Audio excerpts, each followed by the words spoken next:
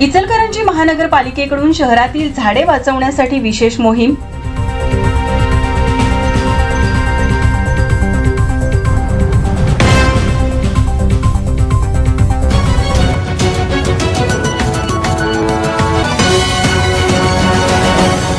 सध्या शहरातील रस्त्याकडेला असलेल्या अनेक वृक्षांचा वापर फलक, बॅनर किंवा होर्डिंग लावण्यासाठी केला जातो। अनेक ठिकाणी वृक्षांना खिळे ठोकून जाहिरात फलक लावलेले असतात।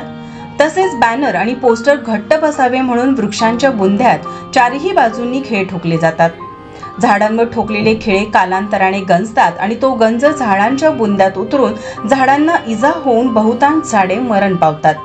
त्याचप्रमाणे झाडांच्या बुंद्यावर फलक लावण्याने शहराच्या विद्रुपीकरणात भर पडत आहे। त्यामुळे वृक्ष खिळेमुक्त करून त्याच्या संवर्धनासाठी कोल्हापूर जिल्ह्यात खिळेमुक्त झाड अभियान राबवण्यात येणार आहे। शहरात ही मोहीम महानगरपालिकेकडून पहिल्यांदाच राबविण्यात येत आहे। वृक्षांचे संवर्धन व्हावे यासाठी वृक्षांवर खिळे मारून फलक किंवा बॅनर लावू नयेत असे आवाहन महानगरपालिकेच्या वतीने करण्यात आले आहे। यावेळी परिसरात खिळेमुक्त झाडे या अभियानाची अशी घोषणा करण्यात आली।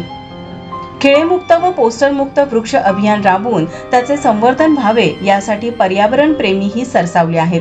दरम्यान 10 ते 25 जुलै या 15 दिवसांच्या कालावधीत शहरात ही मोहीम गतीने राबवण्यात येणार आहे। त्यासाठी शहरवासियांनी खिळेमुक्त झाडे या चळवळीत सहभागी व्हावे असे आवाहन महानगरपालिकेच्या वतीने करण्यात आले आहे। Manchester times, Ichalkaranji.